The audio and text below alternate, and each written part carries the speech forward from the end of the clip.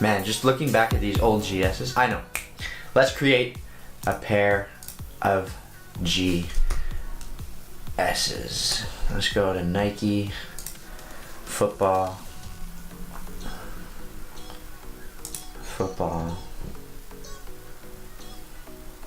And let's custom ID. Missed out on the brand new GS360, but guess what? We can Nike ID them. Start with a template. Let's see, what do these look like? Not bad. Regions. Okay. Let's edit design.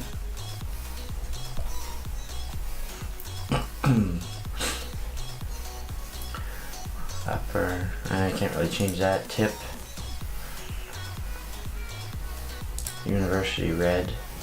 Yeah, that's better. Alright. Tip graphics. Safari graphics. Yes, please. We'll take that.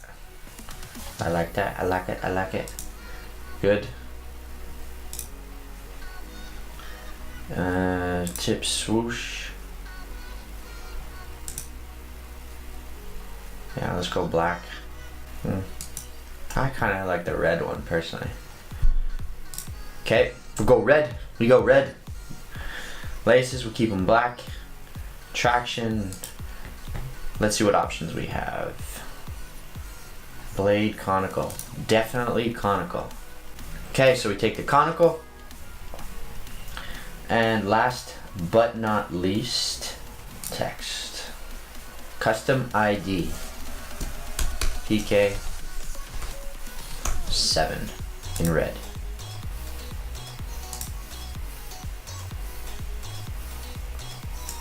So, not bad, huh? What do you think? I can get my own pair of Nike GS's right here, customed, and I don't even have to worry about missing out on the limited edition release because there were only freaking 2,000 pairs or whatever it was, so basically no one got them. But now I got my own, so I think these look pretty sick. What do you think? I like them. Should we do it? Well, guess what? How about I show them to you in real life?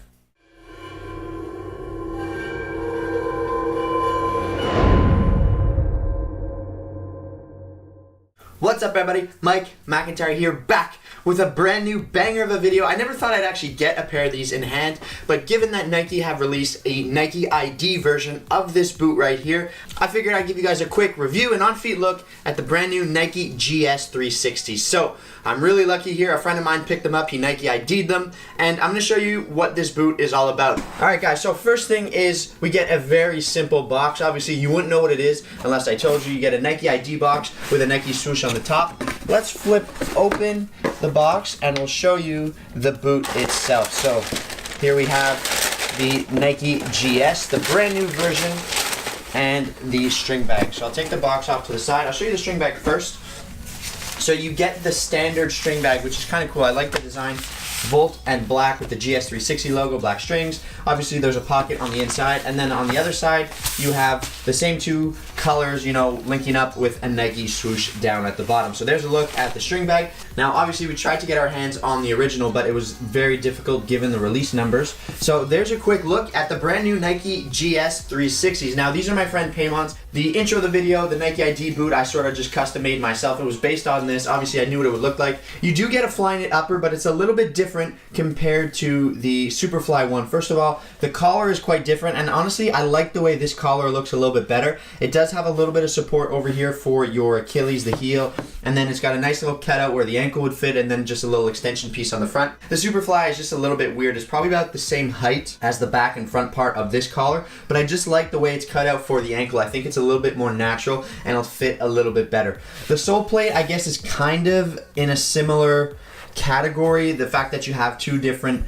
sort of pieces. You have the heel piece and then the forefoot piece. Of course, this is the conical stud design, so it's not a true conical stud design. It's kind of like this weird hybrid. I would have preferred if all the studs were like this, but you get four sort of conical ones here, and then these mixed blade ones up here. These two I don't mind. These are kind of like two little toe pick studs, but I'm not the biggest fan of these ones in here. I would have preferred them to be conical. And then the fore and the heel, I wish they were all conical. I don't know why they had to blade them out like this, but I guess that's just sort of the Mercurial branding that they sort of stuck on the boot to sort of keep its identity a little bit. The upper of the boot now is probably the most important part. Now, the whole GS was built upon the idea of having this sort of green speed, take recycled materials and just use these recycled materials to kind of build up the upper of a boot. Now, this one's a little bit different. Again, we have this prime knit here. It's recycled.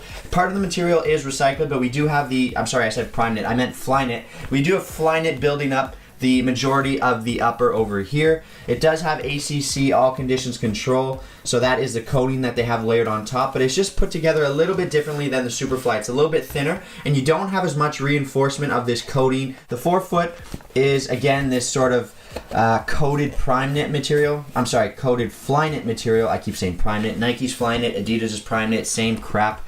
Anyway, so there we go. That's kind of the look of that. It's got this really weird sort of heel counter, I guess, on it. I would have preferred this external piece on the back, but it is kind of this semi-internal one. It's really quite weird, actually. I'm not sure how they went about doing that. I guess it's another part of this whole recycled green thing material where they wanted to sort of keep it minimal, use from recycled plastic, so they've kind of created this hybrid where you have some of the structure on the inside of the boot, but then this little thin layer of plastic on the outside. So it's not like something that you've normally seen. It is there, but it's just a little bit different. I think I just personally would have preferred this one piece sort of heel counter externally mounted onto the back of the shoe. But that's pretty much it, guys. So there it is. A Superfly starts at about $380 more or less in Canadian dollars. So $380 for a Superfly 12, and the Vapor's a little bit cheaper at $330 or something like that. You can go online and build the Nike GS, the custom ID version for yourself at $260. So for $260 Canadian bucks, you can go pick up a pair of custom ID'd Nike 360 GS's. Now again, it's basically the exact same thing as a Superfly 6 / Vapor 12, but at a fraction of the cost. So that's really cool. So if you're interested in a Superfly or a Vapor 12, that's kind of the boot you're after. You should probably take a look at this. You're going to save money. You'll get your own custom pair of boots. They'll take a little bit of time to actually make, obviously, but you'll get your custom pair of boots and you're going to save money. So it's a really cool thing that they've offered that. And that's pretty much it. That's my little unboxing review of the GS360. We'll slip them on feet and we'll talk about fit and feel. Alright guys, so slipping the boot on for the first time. Again, to me it feels very similar to a Vapor 12 and a Superfly 6. Again, I do prefer the collar. I just like the shape that they put on this GS collar way better than the Superfly. That's one of the reasons I would have personally preferred the Vapor 12. The rest of the upper feels very similar to a Superfly or Vapor 12, so if you're in that market for a thin, sort of, you know, one-to-one feeling upper with a little bit of structure to it, a very synthetic feeling boot, this one is going to be right up your alley. It's very similar in that regard. It fits sort of to the same way. It's not the best for a wide-footed player. Someone like me, I really can't get into them that well. But if you have that sort of medium to narrow width foot and you like that thin sensation, definitely go for this style of boot right here. Whatever size you wear in a Superfly 6 or a Vapor 12, I would just get that in the GS as well. Again, Nike can be a little bit all over the place with their sizing. I always say that, so I'm not always sure which one to recommend. For this boot right here, I would probably go my true to size because I need that width too. So I would go true to size. That's what I would recommend. But if you can, I'm not saying that 100%. If you can try them on, do that because it just sort of, you know, will let you dial in the fit, especially with a Nike ID boot. If you do get a Nike ID boot, you can't actually return them later. So make sure you know your size ahead of time. Find your local Shocker store, go in, try on a Vapor 12 or a Superfly 6, see what size fits you best. And then if you're interested in actually purchasing a pair of Nike ID boots, you'll at least know your size. You can go home with confidence, create your boot for yourself, and then order them in the size that fits you best. So that's what I would recommend. And that's pretty much it, guys. I don't really have anything else to say on this boot. Paymon, thanks, man. Thanks for hooking me up. This was Mike McIntyre, all things sports, with a brand new video. I hope you guys liked it. Be sure to hit that like button. If you have a question or comment, leave it down below in the section. Mike McIntyre signing off for now. Make sure you hit the subscribe button. I'll be back with a brand new video. Thank you guys for all the love. Thank you for stopping by. And until my next video, I'll catch you next time. Peace.